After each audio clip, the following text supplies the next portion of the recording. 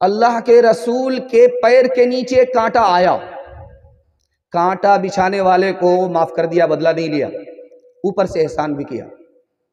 نبی صلی اللہ علیہ وسلم کی پیٹھ پر اونٹ کی اوجڑی ڈالی گئی، ڈالنے والے سے یہ بھی نہیں کہا کہ تم نے کیوں ڈالا، نظر انداز کر دیا۔ پتھر سے لہو لہان کر دیا گیا، فرشتہ آ بھی گیا، بد دعا کر دیجئے ہم تہس نہس کر دیں گے، لیکن دعا دیا، بد دعا نہیں دیا۔ صحابہ نے اجازت مانگی، ہم ستم نہیں سہیں گے، بدلہ لیں گے، لیکن اللہ کے رسول نے صلح کی، جنگ نہیں کی، نہ تلوار خود اٹھائی نہ دوسرے کو اٹھانے کی اجازت دی۔ ان سب کے باوجود مطالعہ آپ کی خدمت میں لے کر کے آ رہا ہوں، ہمارے نبی پر 3 اعتراض کیا دنیا نے۔ اتنا صاف شفاف کردار، اتنا صاف شفاف کردار جو آئینے میں بالکل صاف ستھرا نظر آئے، ان سب کے باوجود بھی ہمارے نبی پر 3 اعتراض ہیں۔ پہلا اعتراض یہ ہے ایک سے زیادہ شادی کی، دوسرا اعتراض ہے تلوار سے اسلام پھیلایا، تیسرا اعتراض ہے وہ دین لے کر کے آئے جو مسلمانوں کو دہشت گرد بناتا ہے۔ ذرا تفصیل میں نہ جاتے ہوئے مختصر میں آپ کو سنا رہا ہوں، ذرا دھیان سے سنیے گا۔ برطانیہ میں 40 لاکھ عورت مرد سے زیادہ ہے، جرمنی میں 50 لاکھ عورت مرد سے زیادہ ہے، روس میں 70 لاکھ عورت مرد سے زیادہ ہے، امریکہ میں 78 لاکھ عورت مرد سے زیادہ ہے۔ انصاف سے بتائیے، ایک مرد کا نکاح ایک سے ہو جائے گا اور باقی جو عورت بچ گئی اس کے لیے 2 ہی راستے رہتے ہیں، یا تو وہ صبر کرے یا وہ زنا کرے۔ اللہ کے رسول نے باقی بچ جانے والی عورت کا مسئلہ آج سے 1400 سال پہلے حل کر دیا کہ ان کو بھی گھر بسانے کا موقع دو، بیوہ ہے شادی کرو، بیوہ ہے شادی کرا دو، مطلقہ ہے شادی کرا دو، ایک سے زیادہ شادی کرو تاکہ عورت غلط راستے پر نہ جائے، ان کی آبرو بچ جائے، سماج گندا اور خراب نہ ہو جائے۔ ہمارے نبی پر اعتراض ہوا کہ تلوار سے اسلام پھیلایا، دکھانے کے لیے جا رہا ہوں۔ 1915 عیسوی سے لے کر کے 1919 عیسوی تک پہلی جنگ ہوئی ہے، انگلی اٹھانے والے نے جنگ کی ہے، انگریزوں نے جنگ کی ہے۔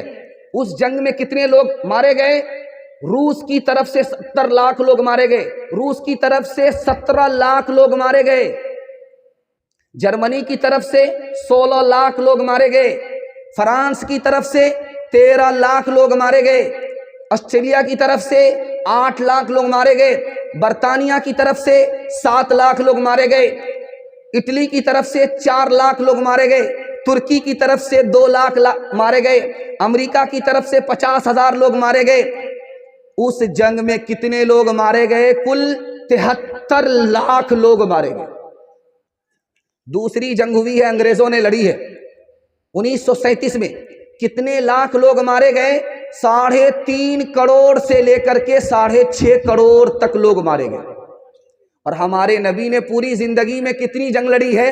27، اور دونوں طرف سے کتنے لوگ مارے گئے؟ 1018۔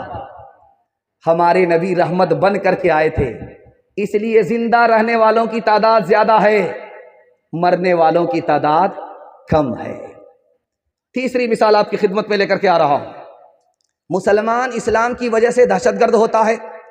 سویڈن کا شہزادہ 120 مذہب کا مطالعہ کر کے اسلام قبول کرتا ہے، اس نتیجے پر پہنچتا ہے کہ سارا دھرم غلط ہے، ایک ہی دھرم صحیح ہے، وہ اسلام۔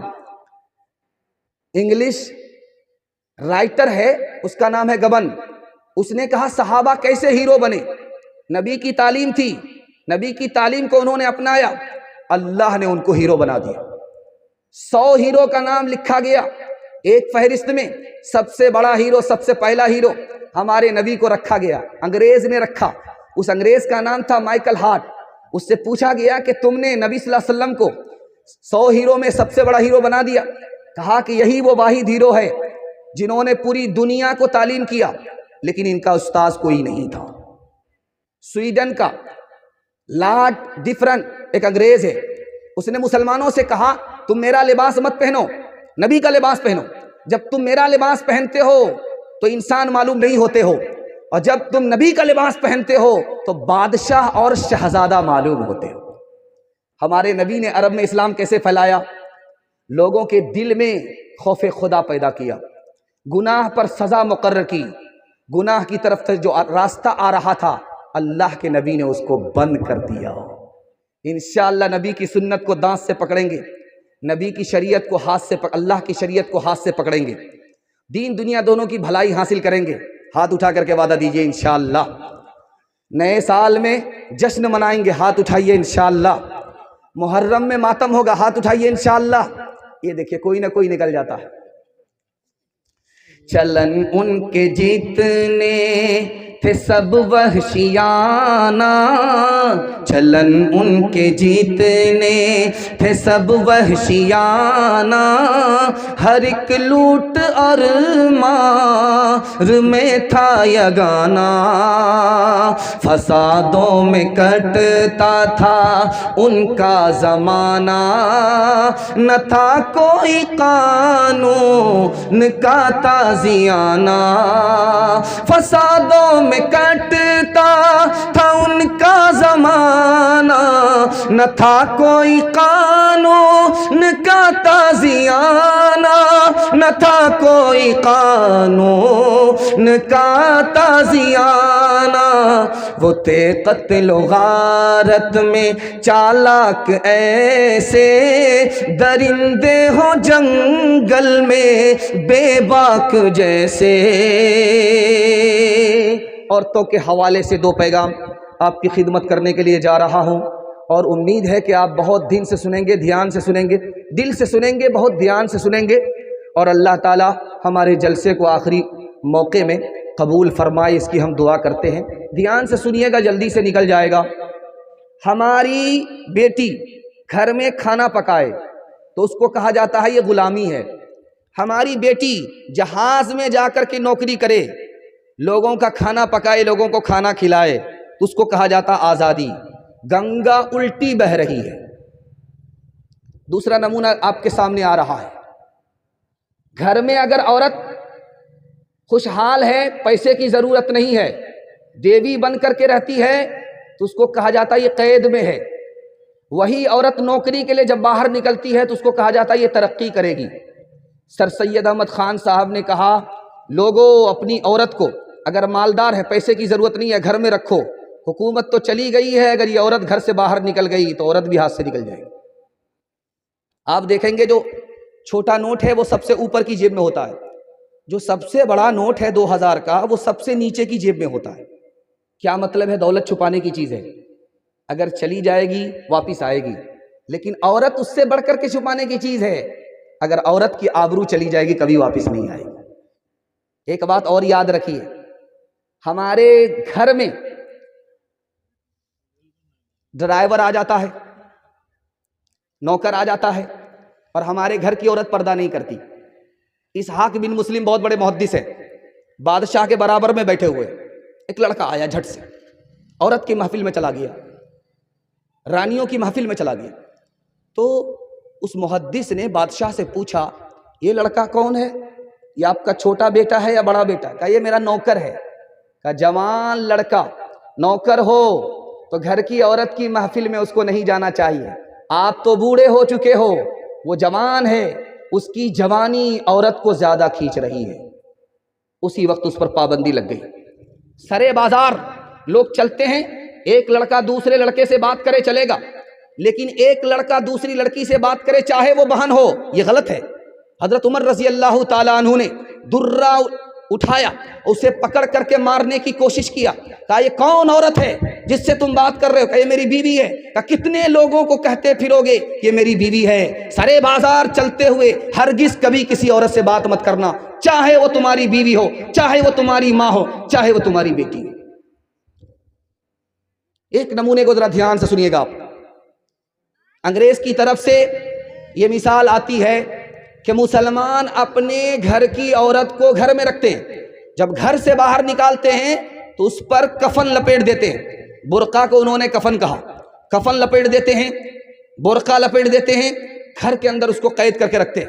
ایک عالم نے بڑا شاندار جواب دیا، گلاس کے اندر پانی رکھا، نیمبو کو کاٹ کر کے اس میں گارا، پوچھا کہ میں تو شربت پی رہا ہوں، آپ کے منہ میں جو پانی آیا اسی کو آپ پی کر کے صبر کر لیجئے۔ کہ انصاف سے بتائیے، میں جس وقت نیمبو کاٹ رہا تھا اور میں شربت بنا رہا تھا، نیمبو کے رس کو اس کے اندر گار رہا تھا، تو آپ کے منہ میں پانی آیا کہ نہیں آیا؟ کہا کہ ہاں ضرور آیا۔ کہ یہی حال جب عورت بے پردہ ہو کر کے سڑک پر آ جاتی ہے تو آوارہ لوگوں کے منہ میں پانی آ جاتا ہے۔ 1952 عیسوی کا رسالہ نمونہ آپ کے سامنے رکھنے کے لیے جا رہا ہوں۔ اللہ کرے کہ ہم کو اپنے دین سے، اپنی شریعت سے محبت ہو جائے، 100% محبت ہو جائے، اس پر 100% کھڑا ہونے کے لیے اللہ قبول فرمائے۔ دھیان سے سنیے گا جو میں آپ کو سنانے کے لیے جا رہا ہوں۔ پاکستان سے ایک رسالہ چھپا تھا، اس رسالے کا نام تھا ماہ طیبہ۔ 1952 عیسوی میں وہ رسالہ چھپا تھا۔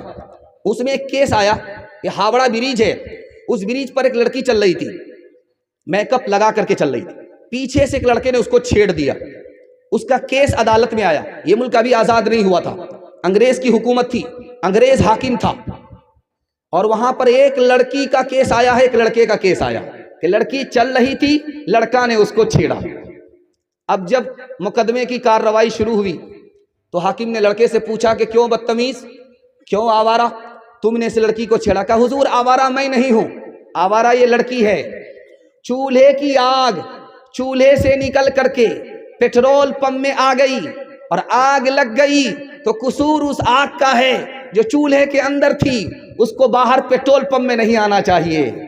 میری حیثیت پیٹرول کی طرح ہے، اس کی حیثیت آگ کی طرح ہے، قصور اس لڑکی کا ہے، میرا کوئی قصور نہیں ہے۔ وہ حاکم اس بیان کے اوپر مجبور ہوا، اس نے اپنے ججمنٹ میں لکھا لڑکا بے قصور ہے، لڑکی قصوروار ہے، یہ لڑکی غیر مسلم ضرور ہے لیکن میں اس کو 1 سال کی سزا دیتا ہوں۔ اب لڑکی کے کان کھڑے ہوئے، 1 سال کی کیا سزا ہوگی؟ اس کو اس برقعے میں رہنا پڑے گا جس کا حکم اسلام نے دیا ہے، محمد صاحب نے دیا ہے، 1 سال اس برقعے میں رہنا پڑے گا۔ انشاءاللہ میں آپ کو ہاتھ جوڑ کر کے ایک بات کہوں گا، آپ لوگ اس کو برا مت مانیے گا، جب عمل ہو جائے عمل کر لیجئے گا۔ امام بخاری نے لکھا ہے عورتوں کو مردوں کے مجمع میں آنے کے لیے ایک شرط ہے، اس کا راستہ الگ ہونا چاہیے، مرد کا راستہ الگ ہونا چاہیے۔ اگر دونوں کا راستہ ایک ہے تو جلسہ سن کر کے بھی مرد بھی گنہگار، عورت بھی گنہگار۔ جب بھی آئندہ آپ کا جلسہ ہو تو کوشش کیجئے گا کہ عورت کا راستہ الگ ہو جائے، مرد کا راستہ الگ ہو جائے۔ انشاءاللہ عمل کریں گے؟ ہاتھ اٹھا دیجئے۔ بیوی کو اپنے حال پر چھوڑ دیں گے؟ ہاتھ اٹھائیے انشاءاللہ۔ جسم پر لباس کی کمی عجیب لگتی ہے، مجھے امیر باپ کی بیٹی غریب لگتی ہے، جس سے آنچل بھی نہیں سر کا سنبھالا جاتا، اس سے کیا خاک تیرے گھر کی حفاظت ہوگی۔ نئی تہذیب کا نقشہ آیا ہے، نئی تہذیب کا نقشہ آیا ہے، میاں بیوی ہے اور بیوی میاں ہے، میاں بیوی ہے اور بیوی میاں ہے، برابر مرد کو عورت کے سمجھے، برابر مرد کے عورت کو سمجھے، زمین کو کہہ رہے ہیں آسماں ہے، زمین کو کہہ رہے ہیں آسماں ہے، تو جو عورت ہے تو عورت بن کے رہ، تو جو عورت ہے تو عورت بن کے رہ، اپنے گھر والوں کی عزت بن کے رہ، تو جو عورت ہے تو عورت بن کے رہ، اپنے گھر والوں کی عزت بن کے رہ، بے حجابی پہ کبھی مائل نہ ہو، گھر پہ رہ اور رونق محفل نہ ہو۔ دین و دھرم کیا تھا، فیشن نے کہاں پہنچا دیا۔ خوبصورت پیغام बड़े अच्छे माहौल में सुना रहा हूँ, औरतों के हवाले से सुना रहा हूँ। आप लोग मुकम्मल सुनने के लिए तैयार है? दोनों हाथ उठाइए इंशाअल्लाह। औरत को सर पर बिठाएंगे, हाथ उठाइए इंशाअल्लाह। ध्यान से सुनिएगा, जल्दी से निकल जाएगा। एक किताब है, उसका नाम है ऋग्वेद। ऋग्वेद किताब है, उस किताब में लिखा है, बस जिस ब्रेक मार करके हमारी तरफ तवज्जो कीजिए। हर आदमी के बयान का अलग अलग अंदाज होता है, अगर गलती से हाथ उठ जाए कोई फर्क नहीं पड़ता। मैं भी आपकी जगह बैठा होता, सवाल हो जाता, मैं भी फंस जाता। ये कोई बड़ी बात नहीं है, ये तो मैं इसलिए ऐसा करता हूं ताकि आप दिलो दिमाग से मुकम्मल तैयार हो जाए, पैगाम की हिफाजत हो जाए। ध्यान से सुनिएगा, जल्दी से निकल जाएगा। ऋग्वेद की किताब है, उस किताब में लिखा है कि बरहमा ने तुमको औरत बनाया तो अपनी आंख ऊपर मत रखना, अपनी आंख नीचे रखना। उसी किताब में लिखा हुआ दूसरा जुमला, अगर बरहमा ने तुम्हें औरत बनाया है तो पैर फैला करके मत बैठना, पैर समेट करके बैठना। तीसरा जुमला उसी किताब में लिखा हुआ ऋग्वेद में, अगर तुम्हें बरहमा ने औरत बनाया है तो ऐसा लिबास मत पहनो जिसमें तुम्हारे अंदर का जिस्म नजर आ जाए, ऐसा लिबास मत पहनो। एक किताब है, उसका नाम है बरहमा पुराण। उस किताब में लिखा हुआ है, जब से नकाब की जाली औरत के चेहरे से उतरी, शर्मो हया चली गई। जमाना इतना बिगड़ चुका है, इतना बिगड़ चुका है कि सबके सामने औरत बाल को खोलती है, बाल को संवारती है, बाल को खोलती है, बाल को संवारती है। किसी की कोई परवाह नहीं करती है कि कौन देख रहा है, बुरी नजर से इसकी कोई परवाह नहीं करती है। जमाना इतना बुरा हो चुका है। एक किताब है, उसका नाम है विष्णु पुराण। विष्णु पुराण में लिखा है, जब कलयुग आएगा, कयामत का दौर आएगा, तो औरत खूबसूरती को बेचेगी, कपड़ा नहीं रखेगी, खूबसूरती को बेचेगी, गरीब शौहर को छोड़ देगी, दौलत से निकाह करेगी, 5-7 साल की लड़की मां बन जाएगी, 8-10 साल का लड़का बाप बन जाएगा। महाभारत किताब है, उस किताब के अंदर लिखा हुआ है कि आदमी को अपनी जवान बेटी के साथ तन्हाई में नहीं बैठना चाहिए। जवान बेटी है, जवान बाप है, तो अकेले में ना बैठे, दूसरे आदमी को शामिल कर ले। बड़े बड़े लोग फिसल जाते हैं और शैतान बदकारी करा देता है। चौथे नमूने को बहुत ध्यान से सुनिएगा। राम जी की मां का नाम था कौशल्या। कोई राजा उनसे बात करने के लिए आए तो नौकर को भेजा, खुद नहीं गई। तो पूछा कि भाई आपने नौकर को भेज दिया? कहा मैं औरत हूं, वो मेरे लिए अजनबी है, मैं उसके सामने नहीं जा सकती। कितना खूबसूरत हिंदुस्तान था, दिखाने के लिए जा रहा हूं। दूसरी मिसाल देखिए, एक औरत का नाम है महाभारत में दरूगदी। उसने कहा कि आज से बढ़कर के मेरा बुरा दिन कभी नहीं हुआ था। कहा कि वो कैसे? कि आज तक मुझको शौहर के अलावा किसी ने नहीं देखा था, आज सारी दुनिया के लोग मुझे देख रहे हैं, मैं बेपर्दा हो गई, इससे बड़ा बुरा दिन मुझे कभी देखने को नहीं मिला था। कितना खूबसूरत हिंदुस्तान था। आखिरी नमूना आपकी खिदमत में लेकर के आ रहा हूं।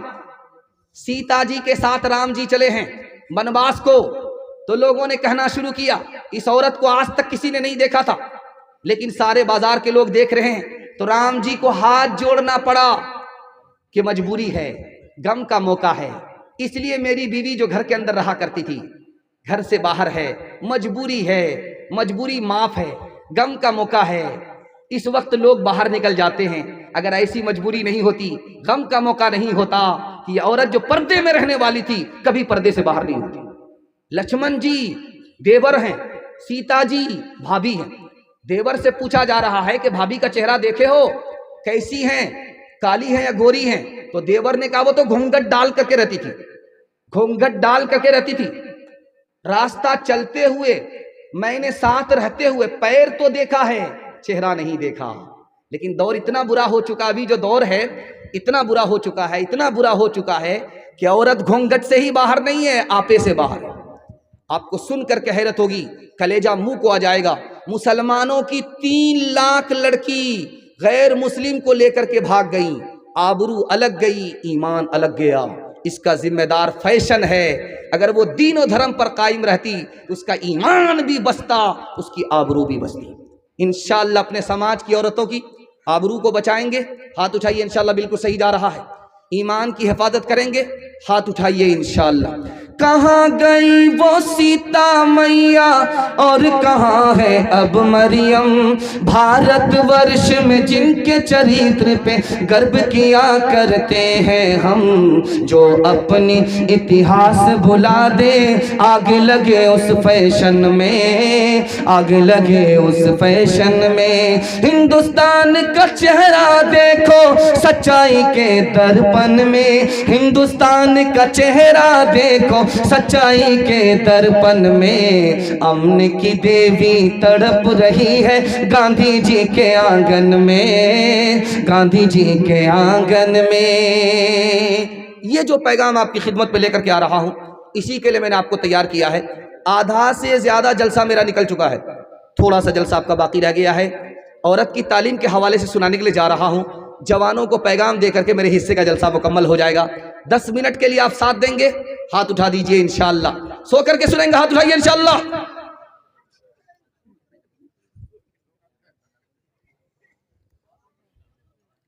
دیکھیے، مردوں کو پڑھنا لکھنا ضروری ہے، یہ تو ہم کو سمجھ میں آتا ہے، لیکن عورت کو پڑھنا لکھنا ضروری کیوں ہے؟ جس طرح مرد مسلمان ہوتے ہیں اسی طرح عورت بھی مسلمان ہوتی ہے، اس لیے پڑھنا لکھنا ضروری ہے عورت کے لیے بھی۔ جس طرح مرد انسان ہیں اسی طرح عورت بھی انسان ہے، انسانیت پر آنے کے لیے عورت کو پڑھنا لکھنا ضروری ہے۔ ایک خاص بات بتا رہا ہوں، ذرا دھیان سے سنیے گا اس کو۔ عورت کا دین مکمل نہیں ہے، عورت کی عقل مکمل نہیں ہے، حدیث کے مطابق اس کا دین مکمل نہیں، اس کی عقل مکمل نہیں۔ دین کیسے مکمل ہوگا؟ علم کے ساتھ۔ دین کیسے مکمل ہوگا؟ علم کے بغیر نہیں۔ عقل کیسے مکمل ہوگی؟ علم کے ساتھ۔ اس لیے عورت کو مرد سے زیادہ علم حاصل کرنا ضروری ہے۔ ایک بات یاد رکھیے، ہماری 2 طرح کی بیٹی ہوتی ہے۔ ایک بیٹی وہ ہوتی ہے جس کو گھر میں ہی رہنا، گھر سے نکلنا ہے، گھر میں رہنا ہے، کہیں باہر نہیں جانا ہے، اس کو زیادہ پڑھانے لکھانے کی ضرورت نہیں ہے، قرآن پڑھا دیجئے، اردو پڑھا دیجئے، دینیات پڑھا دیجئے، کافی ہے۔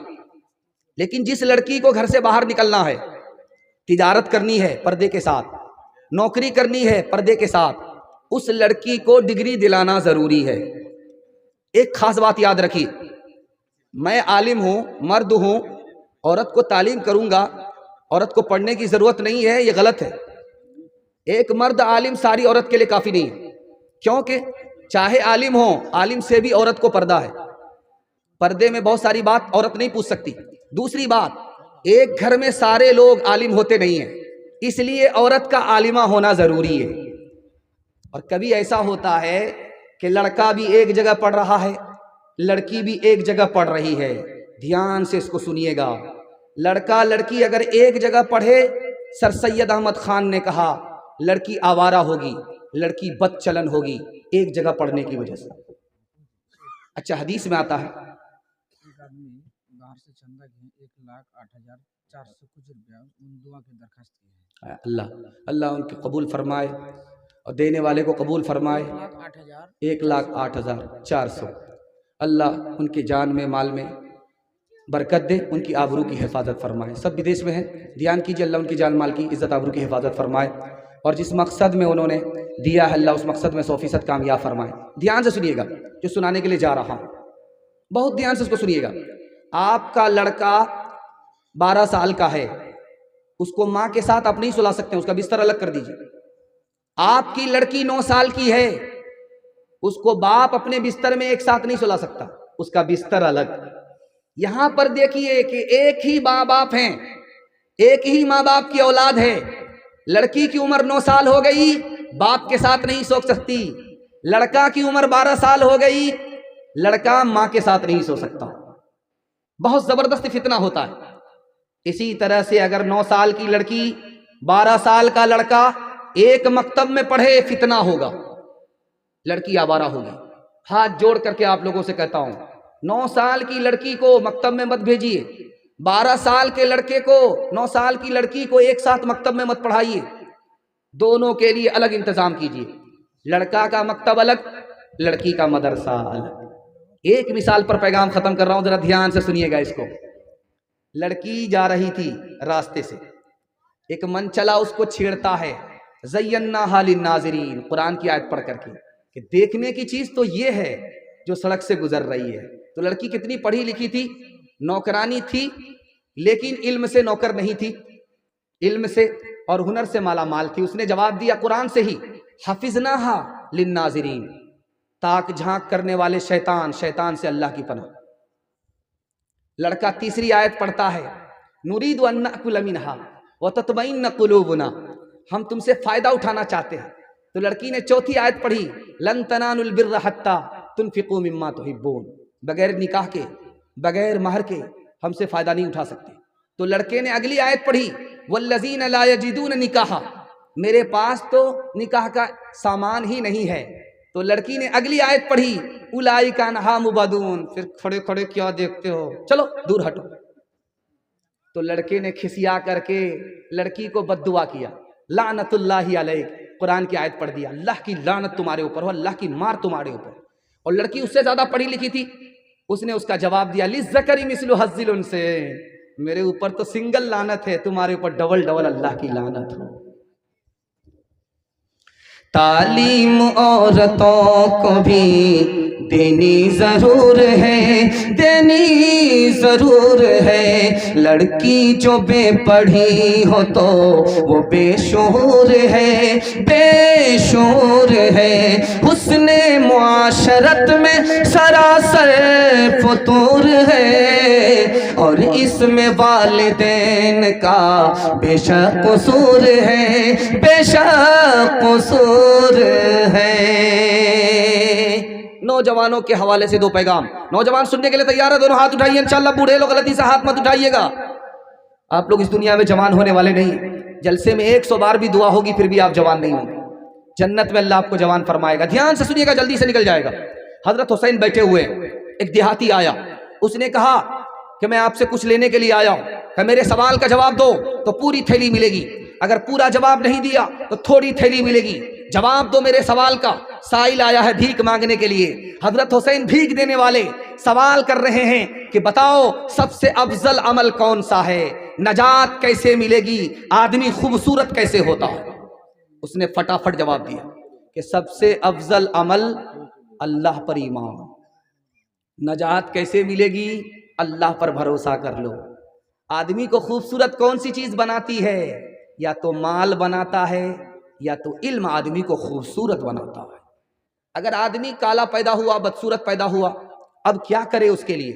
ایک بچہ بدصورت پیدا ہوا تھا، آپ دیکھیں گے ماں کی محبت کو، کہ جس کا بیٹا کالا ہوتا ہے اس کو 72 مرتبہ صابن لگاتی ہے کہ کسی طرح گورا ہو جائے، لیکن صابن تو کالا ہو جاتا ہے لیکن وہ کالیا گورا نہیں ہوتا ہے، لیکن اس کالے کو وہ چاند سمجھتی ہے، اس کی محبت ہے۔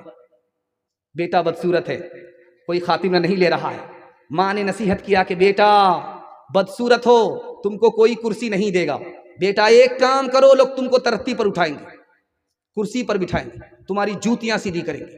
تو بیٹے نے کہا اماں بتاؤ، کہ بیٹا رات دن ایک کر کے علم حاصل کرو، علم ہی وہ دولت ہے، تمہاری ذلت کو اللہ عزت میں تبدیل کر دے گا، تمہارے عیب کو اللہ ہنر میں تبدیل کر دے گا۔ بیٹے نے ماں کی نصیحت کو قبول کیا، عمل کے کان سے سنا، رات دن ایک کر کے مکہ کا قاضی بن گیا۔ ایک بات یاد رکھیے، آپ کا چھوٹا چھوٹا بچہ ہے، آپ اس کو اچھا کپڑا پہنا دیتے ہیں، بھول جائے گا، آپ کا احسان نہیں مانے گا۔ آپ اس کو اچھا کھانا کھلاتے ہیں، احسان مانے گا، بھول جائے گا۔ آپ اس کے لیے اچھا مکان بناتے ہیں، وہ بھول جائے گا۔ آپ اس کے لیے زمین خریدتے ہیں، کوئی احسان نہیں مانے گا۔ آپ جاہل رہے کوئی فرق نہیں پڑتا، آپ اپنے بچے کو پڑھا دیجئے، زندگی بھر آپ کے احسان کو یاد رکھے گا۔ ایک بات یاد رکھیے، یہ جو آپ سنتے ہیں ہیرا ہیرا، ہیرا کہاں ہوتا ہے؟ زمین کے نیچے کے اندر گڑا ہوتا ہے۔ وہ ہیرا سونا چاندی سے زیادہ قیمتی کیسے بنتا ہے؟ اس کو چمکانا پڑتا ہے، اس کے کونے برابر کرنے پڑتے ہیں، اور اس کا خیال رکھنا پڑتا ہے کہ وہ چٹک نہ جائے، اس لیے سونا قیمتی ہوتا ہے۔ آپ کو کسان کے طرح 4 کام کرنے پڑیں گے، آپ کے بچے کو اللہ ہیرا بنا دے گا۔ کسان کا سب سے پہلا کام جانتے ہیں کیا ہوتا ہے؟ کسان سب سے پہلا کام کرتا ہے کھیت تیار کرتا ہے، چاس کرتا ہے، سمار کرتا ہے، چوکی دیتا ہے، بالکل کھیت کو حلوہ بناتا ہے۔ یہ کھیت مثال ہے ماں کی، ماں جتنی اچھی ہوگی اس کی گود کا بچہ اتنا اچھا ہوگا۔ اس کے بعد کسان دوسرا کام کیا کرتا ہے؟ بیج ڈالتا ہے، مکئی کا بیج ڈالتا ہے، گیہوں کا بیج ڈالتا ہے۔ یہ بیج مثال ہے باپ کی، باپ جتنا پڑھا لکھا ہوگا، باپ جتنا نیک ہوگا، اس کا بچہ اتنا نیک ہوگا۔ تیسرا کام کسان کیا کرتا ہے؟ وقت پر پانی دیتا ہے، وقت پر کھاد دیتا ہے۔ یہ وقت پر کھاد، وقت پر پانی کیا ہے؟ آپ کے بچے کو اسکول کے وقت میں اسکول بھیجنا پڑے گا اور مدرسے کے وقت میں مدرسہ بھیجنا ہوگا. ابھی مکئی ہے ٹھیک ٹھاک ہے, سارے بچے اسکول میں, سارے بچے مدرسے میں. جیسے ہی مکئی کے کٹنے کا ٹائم آیا سارے بچے مدرسے سے غائب, اسکول سے غائب. کہاں ہے تو بھائی کٹائی میں ہے, دھنائی میں ہے. وقت پر جب تک اپنے بچے کو آپ پڑھنے کے لیے نہیں بھیجیں گے, کسان اگر وقت پر کھاد نہ دے, وقت پر پانی نہ دے, اس کو فصل نہیں ملتی. آپ اپنے بچے کو جب تک وقت پر اسکول نہیں بھیجیں گے, مدرسہ نہیں بھیجیں گے, آپ کو نسل اچھی نہیں ملے گی. چوتھا کام کسان کیا کرتا ہے, فاضل گھاس نکالتا ہے, اسپرے کرتا ہے, اتھوا بتھوا سب کو صاف کر دیتا ہے. اسپرے کرتا ہے, اتھوا بتھوا سب کو صاف کر دیتا ہے. اتھوا بتھوا مثال کیا ہے, غلط ماحول سے آپ کو بچے کو نکالنا پڑے گا. باپ ڈرائیور, بیٹا خلاسی, گاڑی کا نمبر 786, ایک نمبر کا موبائل باز, رات دن موبائل میں لگا ہوا ہے. اب بیٹا دیکھ رہا ہے, جیسے ہی فرصت ملی موبائل کو بیٹے کے ہاتھ میں آ گیا. اب بیٹا کہاں سے کہاں پہنچ گیا, اس کے دماغ کو وائرس لگا, اس کے دل کو وائرس لگا, یہ بچہ کبھی آگے نہیں بڑھے گا. قصور ماں باپ کا ہے اور الزام بچے کو دینا بکواس ہے. جب آپ گھر میں ڈھول بجائیں گے تو بچے ڈانس کریں گے, قصور ماں باپ کا ہے, الزام بچے پر دینا بیکار ہے. دھیان سے سنیے گا, جلدی سے نکل جائے گا. دعا کرتا ہوں, قبولیت کی گھڑی ہے, اللہ آپ کے بچے کو مقدر کا سکندر بنائے. دھیان سے رکھیے گا, 2-3 بات یاد رکھ لیجئے, کچھ یاد رہے یا نہ رہے بچوں کے حوالے سے. جب بچہ آپ کا گھر میں رہے جھگڑا مت کیجیے گا. بچہ گھر سے نکل جائے, کرسی پھوڑیے, برتن توڑیے, جو توڑ پھوڑ کرنا ہے کرتے رہیے, لیکن بچہ جب گھر کے اندر رہے جھگڑا مت کیجیے گا. بچہ ماں باپ کے جھگڑے کو اگر دیکھے گا تو نگاہ سے گرا دے گا, نہ جوانی میں قدر کرے گا, نہ بڑھاپے میں عزت دے گا. اور دوسری بات یاد رکھیے بچوں کے حوالے سے, بات بات پر بچے کو مت ماریے, ڈرائیے, دھمکا کر کے کام نکالیے. بات بات پر مت ماریے, آپ کا بچہ بے شرم اور بے حیا ہو جائے گا. جو بچہ بے شرم اور بے حیا ہوگا نہ وہ اچھا انسان بنے گا, نہ وہ اچھا مسلمان بنے گا. تیسری بات کو یاد رکھیے, بچہ جب گھر کے اندر رہے آپ اسکرین ٹچ موبائل مت دیکھیے, صندوق میں بند کر دیجیے. بچے کا موبائل خود بخود چھوٹ جائے گا, کیونکہ خربوزہ خربوزے کو دیکھ کر کے رنگ پکڑتا ہے. اور جب بچہ گھر سے نکل جائے تو آپ موبائل میں قرآن سنیے, بیان سنیے, اذان سنیے, چلے گا. آپ اپنے بچے کو صرف موبائل سے بچا لیجئے, میں گارنٹی لیتا ہوں آپ کا بچہ مقدر کا سکندر ہوگا.